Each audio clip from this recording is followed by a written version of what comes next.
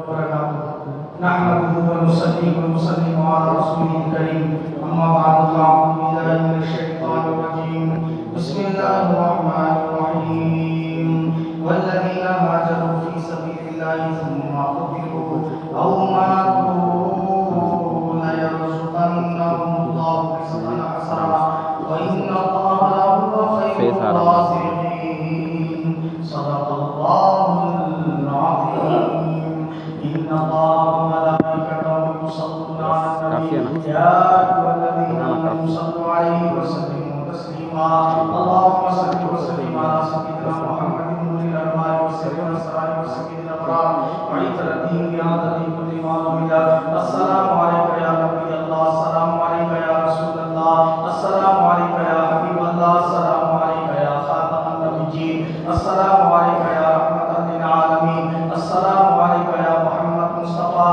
السلام عليك يا أحمد مجتبى صلى الله تعالى عليك وسلم.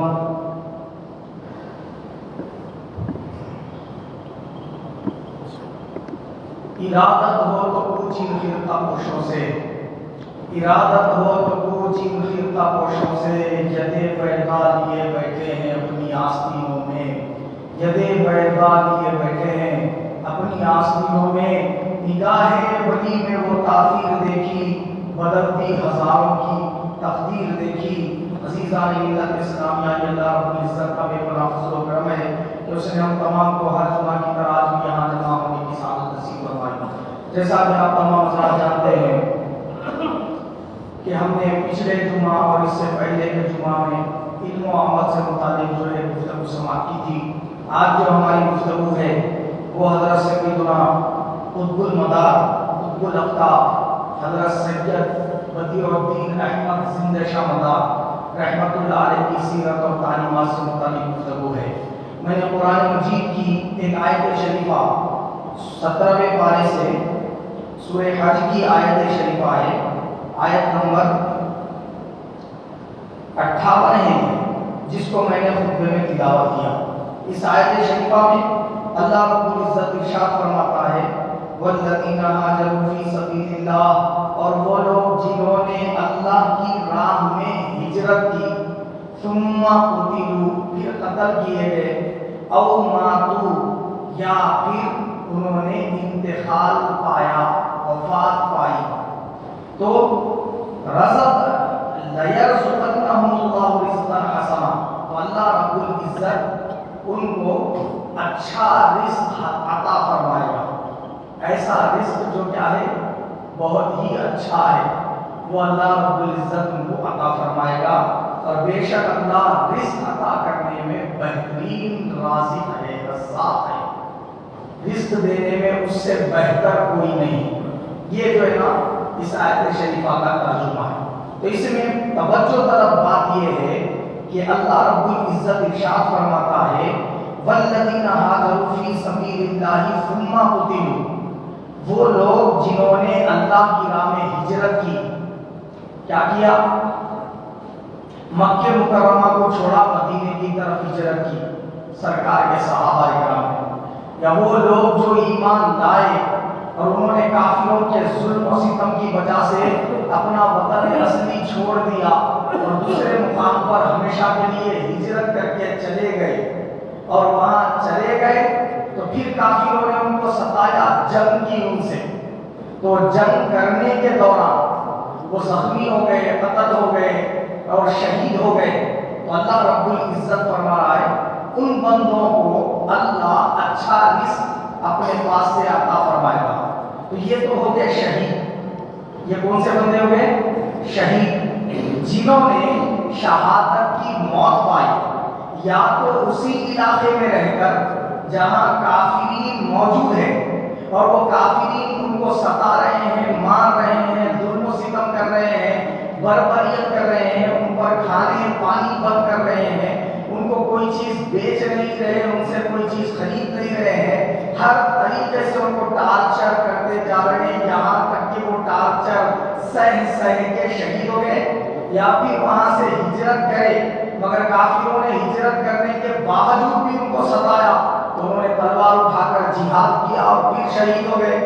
تو ان دونوں صورتوں میں ایمان والے شہید ہوئے ہیں، ہجرت کر کے شہید ہوئے ہیں یا ہجرت نہیں کر کے شہید ہوئے ہیں، یہ دونوں قسم کے بندوں کو اللہ اپنے پاس سے صرف زندگی ہی عطا نہیں کرتا، زندگی کے ساتھ ساتھ رزق بھی عطا فرماتا ہے۔ اس کا ذکر احادیث میں بھی آیا ہے، اور اللہ رب العزت نے قرآن مجید کے اور مزید آیات مبارکہ میں اس کے تعلق سے تفصیلی گفتگو فرمائی، لیکن میرا عنوان وہ نہیں ہے، اس لیے میں اس پر بحث نہیں کر رہا ہوں۔ میرا عنوان کچھ اور ہے۔ وہ کیا ہے؟ اسی آیت کے آگے حصے میں آیا او ماتو، جن لوگوں نے کیا کیا؟ ہجرت تو کی مگر کافروں کے ستانے سے نہیں مرے، قدرتی موت مرے۔ ہجرت کی لیکن موت کافروں کے ہاتھوں نہیں پائی، شہادت کی موت نہیں پائی۔ ہجرت تو کیے مگر انتقال کرے، قدرتی موت سے انتقال کرے، یا پھر کسی بیماری سے انتقال کرے، یا سردی زکام بخار سے انتقال ہوا ہو، یا کسی اور مرض میں انتقال ہوا ہو، یا نارمل موت انتقال کی ان کی واقع ہوئی، تو اللہ فرماتا ہے انہوں نے جہاد میں جا کر شہادت تو نہیں پائی، کسی کافر نے تلوار وغیرہ سے وار کر کے انہیں شہید نہیں کیا، انہوں نے ہجرت کی اور نقل مقام کر کے دوسرے وطن دوسرے مقام پر اپنا قیام کیا، وہاں قدرتی موت مرے۔ ان بندوں کو بھی اللہ ان کی موت کے بعد اپنے پاس سے اچھا رزق عطا فرمائے گا۔ یہ بات توجہ طلب ہے۔ اب مجھے بتاؤ، غریب النواز نے عراق سے ہجرت کی کہ نہیں، بغداد وغیرہ سے ہجرت کی کہ نہیں؟ تو پتہ چلا اللہ فرما رہا ہے ہجرت کرنے والا قدرتی موت مرے تو پھر اس بندے کو میں موت کے بعد رزق عطا فرماتا ہوں، وہی خدا فرما رہا ہے۔ اب مجھے بتاؤ، حضرت سیدنا خواجہ قطب الدین بختیار کاکی رحمت اللہ علیہ نے ہجرت کی کہ نہیں؟ حضرت بابا فری شکر گنج نے ہجرت کی کہ نہیں؟ حضرت نصیر الدین چراغ تحریری نے ہجرت کی کہ نہیں؟ حضرت خواجہ بندر عباس دیسو تراز نے ہجرت کی کہ نہیں؟ ارے ایک ہی دیش صحیح، مگر ایک ہی دیش میں ایک اسٹیٹ سے دوسرے اسٹیٹ میں تو ہجرت کی نہ کی۔ اور اسی طریقے سے حضرت سید بدیع الدین احمد زندہ شاہ مدار رحمت اللہ علیہ نے بھی ہجرت فرمائی۔ تو آج ہم اس عظیم المرتبہ ہستی کے بارے میں گفتگو سماعت کر رہے ہیں۔ صرف یہ ایک ہستی نہیں، ہجرت کرنے والے تمام اولیاء کی بات اللہ اس طرح سورہ حج 17واں پارہ آیت نمبر 57 میں بیان کر رہا ہے۔ او ماتو، جو ہجرت کر کے انتقال کرتے ہیں، فوت ہوتے ہیں، قدرتی موت مرتے ہیں، لنرزقنہم، ہم ان بندوں کو ہمارے پاس سے رزق عطا کرتے ہیں، اور وہ جو رزق ہوتا ہے لنرزقنہم اللہ رزقا حسنا، اللہ انہیں اچھا رزق عطا فرماتا ہے۔ تو پتہ چلا غریب النواز موت پائے مگر قبر میں زندہ بھی ہے، اللہ کی طرف سے رزق بھی پاتے ہیں۔ کوئی کہے کہ شہید رزق پاتے ہیں، یہ آیت نوٹ کر کے رکھ لے،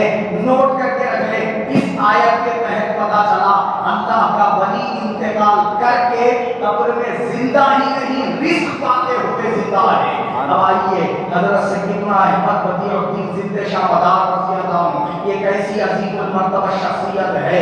آپ جو ہے آپ والد محترم کی طرف سے حضرت سیدنا امام حسین کی اولاد میں سے، والدہ ماجدہ کی طرف سے امام حسن مجتبیٰ کی اولاد میں سے ہے، تو گویا رسول پاک کا خون ہے سیدہ فاطمہ، ان کا خون ہے حسن و حسین علیہ السلام، اور ان شہزادوں کا خون یہ والد کی طرف سے والدہ کی طرف سے آ کر ملا، تو حضرت سیدنا احمد بدیع الدین زندہ شاہ مدار رضی اللہ تعالیٰ عنہ کی ولادت ہو رہی ہے۔ بظاہر تو حضرت احمد بدیع الدین زندہ شاہ مدار ہیں، لیکن بباطن خون مصطفیٰ ہیں، خون رسول ہیں صلی اللہ تعالیٰ علیہ وسلم۔ آئیے ان کا شجرہ نسب دیکھتے ہیں۔ حضرت سید بدیع الدین احمد زندہ شاہ مدار رحمۃ اللہ علیہ، آپ کے والد بزرگوار ہیں حضرت سید علی حلبی اور ان کے والد ہیں سید بہاؤالدین، ان کے والد ہیں حضرت سید ظہیر الدین، ان کے والد ہیں حضرت سید احمد، ان کے والد ہیں حضرت سید محمد، ان کے والد ہیں حضرت سید اسماعیل، ان کے والد ہیں حضرت سید امام جعفر الصادق، ان کے والد ہیں حضرت امام محمد باقر، ان کے والد ہیں حضرت سیدنا امام زین العابدین، ان کے والد ہیں حضرت سیدنا امام حسین، ان کے والد ہیں حضرت سیدنا علی مرتضی شیر خدا، اور والدہ ماجدہ ہے سیدۃ النساء اہل الجنہ سیدہ فاطمہ الزہرا رضی اللہ تعالی عنہا۔ اب یہ تمام شہزادوں کے میں نے نام بتا دیے، یہ امام حسین کے شہزادوں سے ہوتے ہوئے حضرت احمد بدیع الدین زندہ شاہ مدار رضی اللہ تعالیٰ عنہ کی ولادت ہو رہی۔ یہ والد کی طرف سے شجرا، والدہ کی طرف سے آپ کے والدہ ماجدہ کا نام ہے فاطمہ تبریزی، اور ان کے والد ہیں حضرت سیدنا عبداللہ، ان کے والد ہیں حضرت سیدنا زاہد، ان کے والد ہیں حضرت سیدنا ابو محمد، ان کے والد ہیں حضرت سیدنا ابو صالح، ان کے والد ہیں حضرت سیدنا ابو یوسف، ان کے والد ہیں حضرت سیدنا ابو القاسم، ان کے والد ہیں حضرت سیدنا عبد المعہد، ان کے والد ہیں امام حسن المثنی، ان کے والد ہیں امام حسن مجتبی، ان کے والد ہیں حضرت سیدنا حیدر کرار علی مرتضی شیر خدا، اور والدہ ماجدہ ہے سیدۃ النساء اہل الجنہ سیدہ فاطمہ الزہرا رضی اللہ عنہا۔ تو معلوم یہ ہوا کہ والد کی طرف سے حسینی، والدہ کی طرف سے حسنی سید زادے ہیں۔ آپ کے جو والد بزرگوار ہیں حضرت علی حلبی، ان کا لقب ہے قدوۃ الدین، آپ کو جو ہے پبلک نے لقب دیا، اور آپ مدینہ منورہ میں ہی رہ رہے تھے، وہیں آپ کا نکاح ہوا، اس سے حضرت فاطمہ تبریزی سے، اور وہیں پر آپ مقیم تھے، مدینہ منورہ میں اپنی زندگی کا اکثر حصہ گزارا، اور پھر وہاں سے آپ کون؟ حضرت سیدنا علی حلبی جو حضرت احمد بدیع الدین زندہ شاہ مدار رحمۃ اللہ علیہ کے والد بزرگوار ہیں، انہوں نے مدینے سے ہجرت کی، کہاں پر؟ شام کی طرف، اور پھر وہاں کچھ عرصہ رہ کر حلب ایک علاقے کا نام ہے، وہاں آ کر مقیم ہوئے، اور وہاں حضرت سیدنا احمد بدیع الدین زندہ شاہ مدار رحمۃ اللہ علیہ کی ولادت ہوئی۔ ولادت کیسا ہوئی؟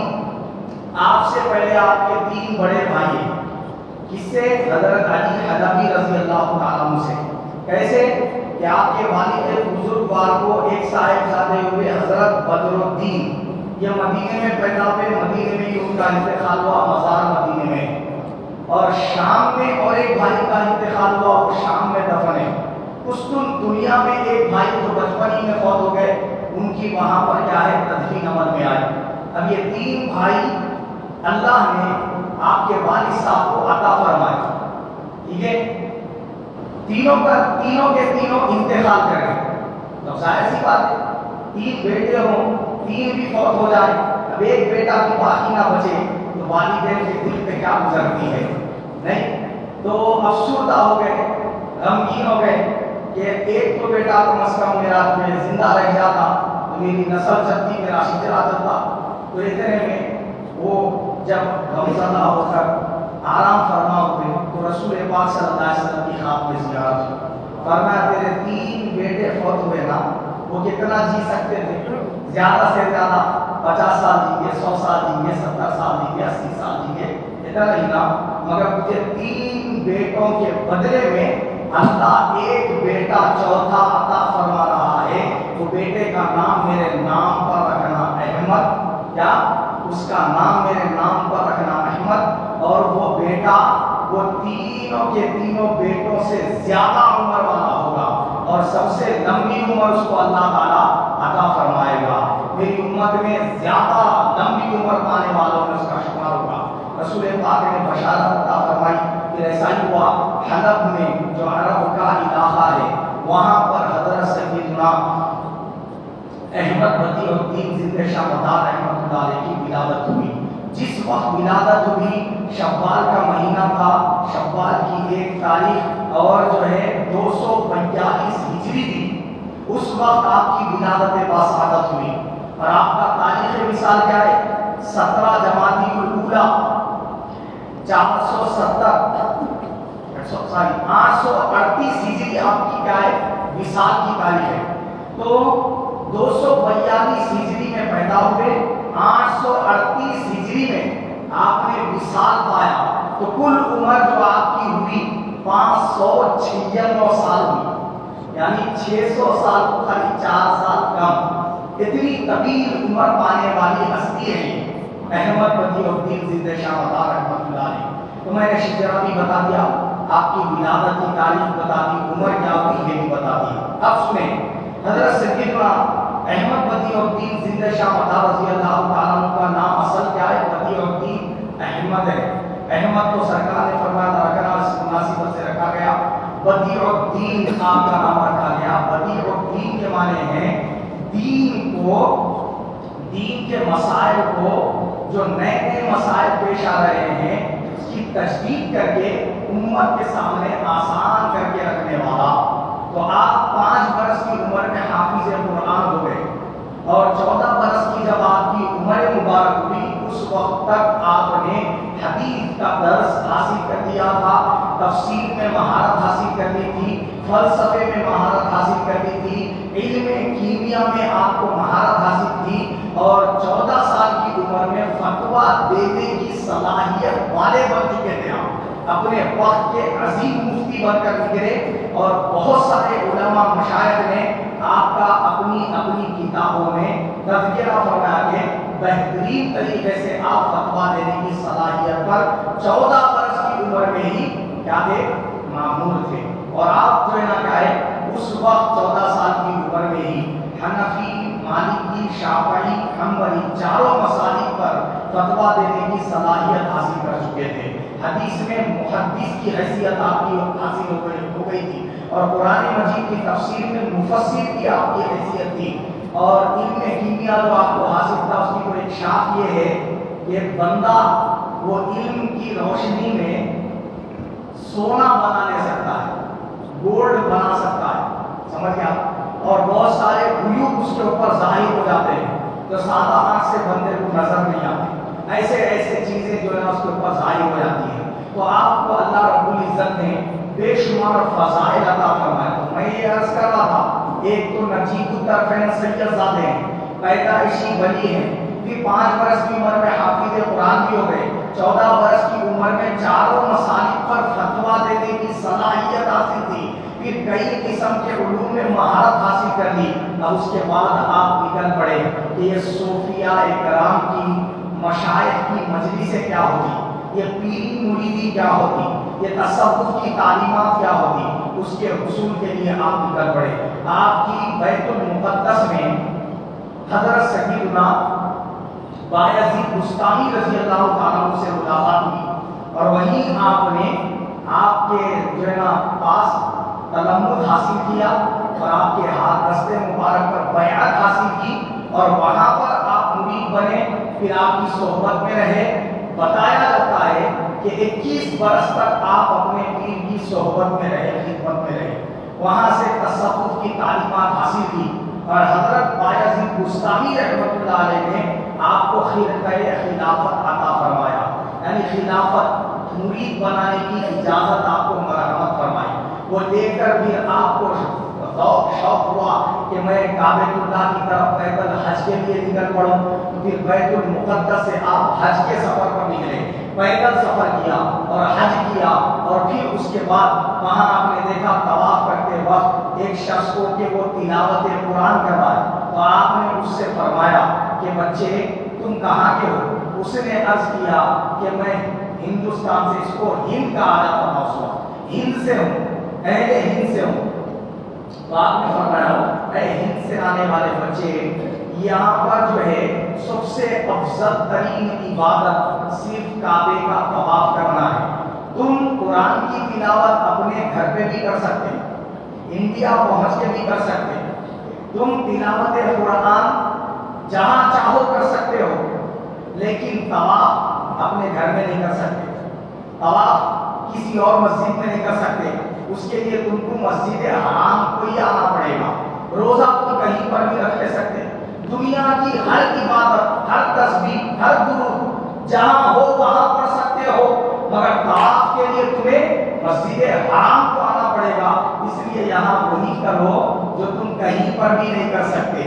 زیادہ سے زیادہ طواف کرو، کیونکہ اللہ کے رسول کا ارشاد ہے کہ جس بندے نے 50 طواف اپنی زندگی میں کر لیے کعبۃ اللہ کے، تو اللہ اسے گناہوں سے ایسے پاک کر دیتا ہے جیسا ماں کے پیٹ سے ابھی پیدا ہوا۔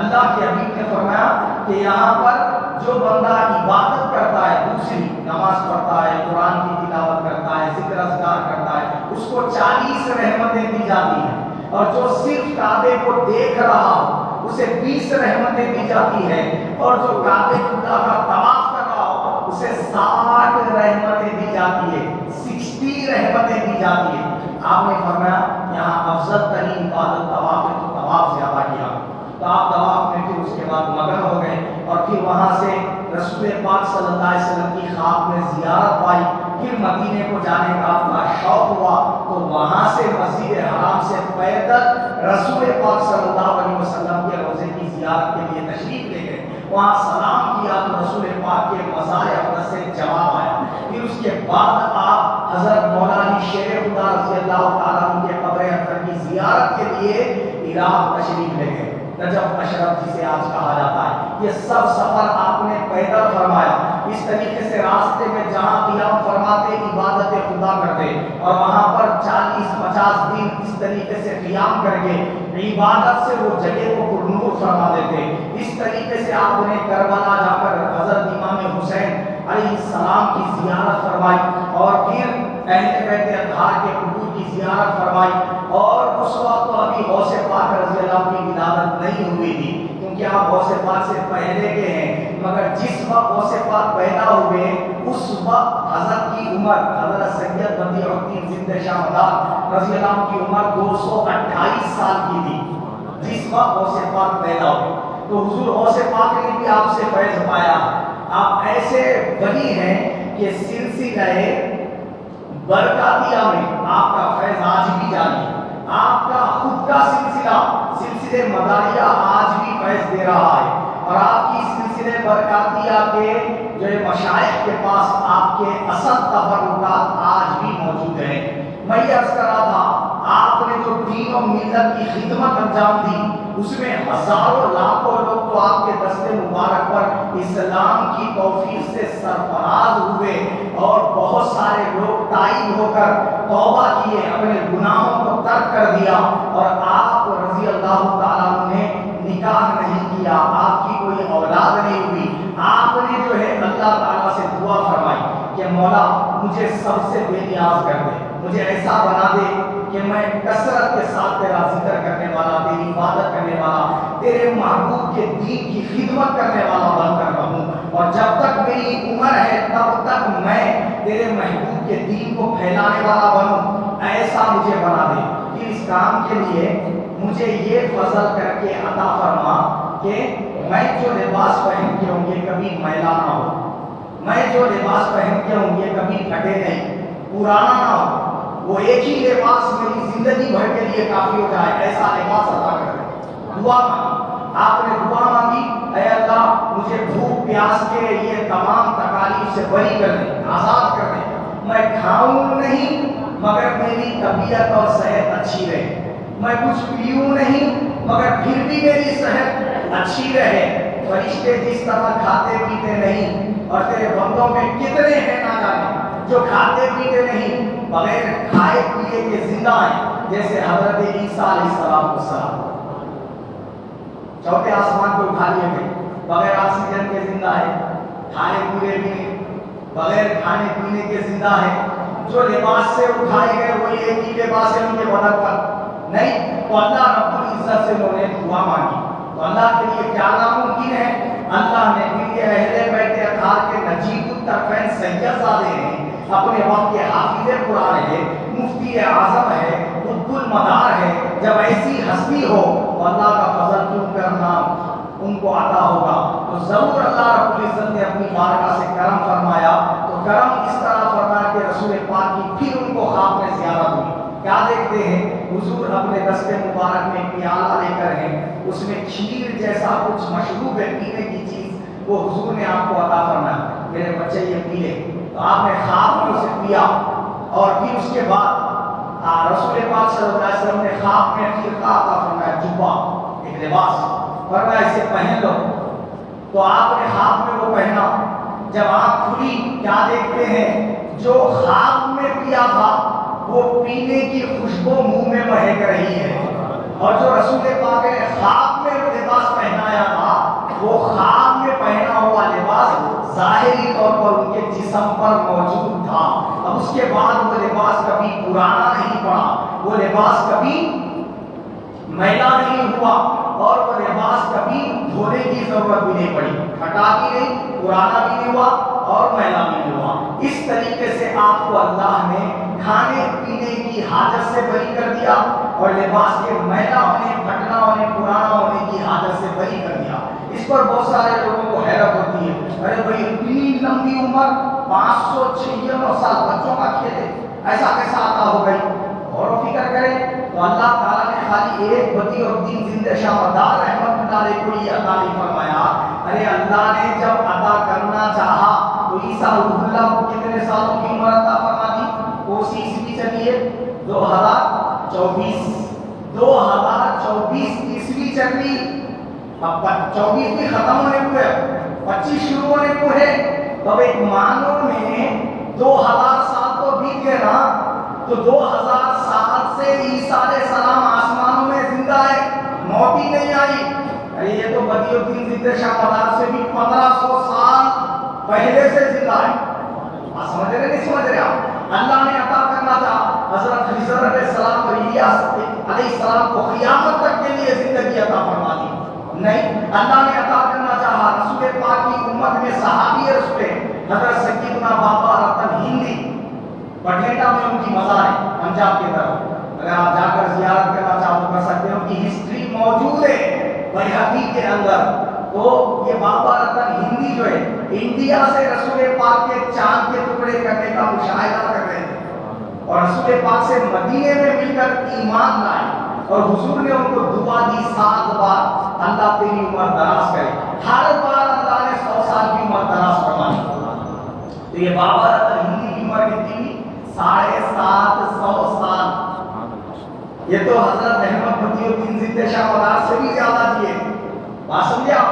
تو حضور کی امت میں زیادہ طویل عمر پانے والے وہ صحابی ہے بابا رتن ہندی، اور ان کے بعد اللہ تعالیٰ نے حضرت خواجہ بدی الدین زندہ شاہ مدار رحمۃ اللہ علیہ کو یہ شرف بخشا کہ آپ 556 سال ظاہری حیات میں رہے. میں عرض یہ کر رہا تھا آپ نے روح زمین کے سارے دورے، جزیروں پہ گئے، سمندروں پہ چلے، سڑکوں پہ چلے، تو جہاں بھی آپ چلتے، پانی پر بھی چلتے تو ایسے چلتے تھے جیسے سڑک پہ چل رہے ہیں، دریاؤں پہ چلتے تھے بے خودی کے عالم میں.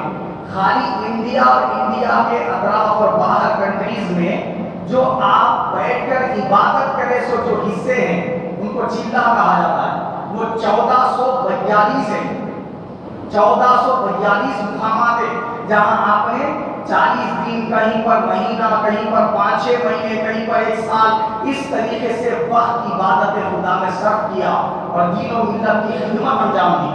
ایک مرتبہ آپ چل رہے تھے، راستے میں ایک جو ہے نا کیا ہے کافی ملاحظہ کیا، اور وہ کیا کیا آپ کو آزمانے کے لیے، چونکہ چہرہ بڑا نورانی تھا، عبادات بھی ہیں، پھر ساتھ میں اتنی طویل عمر تو چہرہ تو چمکے گا ہی. تو آپ کا حسن و جمال پہلے سے ہی زیادہ تھا، پیدائشی بھی خوبصورت ہے، پھر یہ عبادتوں وغیرہ کی وجہ سے تجلیات چہرے پہ جھلکتی تھی. تو کئی لوگ تو آپ کے چہرے کو دیکھ کر آپ کے دیوانے ہو جاتے تھے، چہرے کو دیکھ کر ہی مسلمان ہو جاتے تھے اور توبہ کر کے تائب ہو کے آپ کی مجلس اختیار کر لیتے تھے. تو ایک شخص کافر کیا کیا آپ کے پاس آیا آزمانے کے لیے کہ یہ اگر اللہ کے واقعتاً اگر اللہ کے محبوب بندے ہیں تو پھر ان کو پتہ چل جائے گا جو بھی میں کروں. کیا کرا انہیں؟ ایک پلیٹ بھر کے چنے بنایا، کہ لوہے کے. وہ چنے بنا کر کیا کرا، لوہے کے چنے، اس کو کلر مار دیا اصلی چنوں کا. اب لے کے آ گیا حضرت کے پاس اور رکھ کے بولا حضرت یہ میں آپ کے لیے لایا تھا، اس میں سے نوش کرنا. حضرت نے کیا فرمایا اسے؟ حضرت کی بلا نے فرمایا میں روزے سے ہوں، مگر میرے آقا کا ارشاد ہے کہ اگر کوئی دعوت پیش کرے تو ایمان والا اگر نفل روزے سے ہے تو اس بندے کی دعوت کو قبول کرنے کے لیے روزہ توڑ لے، کیونکہ کہ نفل روزہ کبھی بھی رکھ دے سکتا، یہ توڑنے میں گناہ نہیں ہے، مگر دل توڑنا اس سے بڑا جرم اور گناہ ہے۔ اس لیے اللہ کے حبیب نے روزہ توڑ دینے کی اجازت دی۔ تو اب تو لایا ہے اتنی یعنی محبت سے، تو میں میرا روزہ توڑ دیتا ہوں اور تو لایا سو چنے کھا لے۔ تناول فرمایا اپنے وہ چنے، ایسے تناول فرما رہے ہیں جیسے اصلی چنے کھائے جاتے ہیں۔ اب وہ تھے کہیں کے لوہے کے، دانتوں کو بھی زبان نہیں آ رہا، منہ میں سے خون بھی نہیں نکل رہا، چبا بھی رہے ہیں، نگل بھی رہے ہیں، کچھ چنے باقی پڑ کے پلیٹ میں۔ تو اس شخص نے عرض کیا حضرت میں آپ کے تعلیمات اور آپ کے دین کو اس وقت تسلیم کر دوں گا جب آپ یہ چنوں کو زمین میں بو کر ابھی اسی وقت اس کا درخت اگا کر دکھائیں اور اصلی چنے اس میں سے نکل۔ حضرت فرمائے ٹھیک ہے، تیرے ہی ہاتھ سے کڑا کر دو، مٹی ہٹا۔ اس نے مٹی ہٹائی، آپ نے اس کے نظر کے سامنے وہ پلیٹ اگڑ دی، وہ چنے جتنے تھے اس میں ڈال دیے، اس کے بعد زمین کی مٹی لیول کر دی گئی اور دیکھتے ہی دیکھتے اس میں سے چنے کا اصلی درخت نکل آیا اور اسی وقت اس کو پھل بھی رکھے چنے، اصلی چنے، اور وہ توڑ کر اسے کھانے کے لیے حضرت نے پیش کر دیا۔ اس نے کھایا، وہ اصلی چنے تھے۔ اس نے کہا حیرت ہے اس بات پر کہ میں تو اصلی چنے لایا ہی نہیں تھا، میں تو لوہے کے چنے اصلی چنے کی طرح بنا کر کلر مار کے لایا تھا، مگر آپ نے اسے تناول بھی اصلی چنوں جیسا کیا۔ میرے نظر کے سامنے وہ لوہے کے چنے بو بھی دیے اور ابھی درخت بھی نکل آیا۔ تعجب اور حیرت اس بات پر ہے لوہے کے چنوں میں سے اصلی چنے کا درخت کیسا نکلا اور اصلی چنے کے درخت سے اصلی چنے کیسا نکل آئے، یہ حیرت ہو رہی ہے۔ آپ نے فرمایا میرا رب ان اللہ علی کل شیء قدیر ہے، وہ جو چاہتا ہے ہر ناممکن کو ممکن میں بدل دیتا ہے۔ تو نے اسلام کو چیلنج کیا تھا، دیکھ میرے رب نے بتا دیا کہ اسلام ہی سچا مذہب ہے۔ اب مجھے تو بتا کیا تیرا معبود جس کی تو عبادت کرتا ہے وہ یہ کر سکتا ہے؟ میں بولا نہیں۔ تو پھر اب تیری مرضی، تو نے جو اسلام کو قبول کرنے کی بات پیش کی تھی وہ قبول کر لے تو تیرے لیے نجات کا سامان ہو جائے۔ اسلام کو قبول کیا اور حضرت کے ہاتھ پر دستے مبارک پر بیعت کیا، توبہ کی اور مسلمان ہو گیا۔ اس طریقے سے آپ نے دین و ملت کی بے شمار خدمتیں انجام دی۔ آپ کے جو مریدین ہیں ان کی تو تعداد چھوڑو، جو آپ کے خلفاء ہیں 12 لاکھ سے زائد تو آپ کے خلفاء ہیں، اور مریدین تو ہزاروں نہیں لاکھوں میں ہیں جس کا ہم شمار نہیں کر سکتے۔ ظاہر سی بات ہے 50 سال 60 سال 70 سال عمر نہیں پائی ہے، 596 سال عمر پائی ہے، تو جب دین کی اتنی خدمت کی ہے تو ظاہر سی بات ہے لاکھوں کروڑوں افراد ہی تو اس سے متاثر ہو کر اسلام میں داخل ہوں گے۔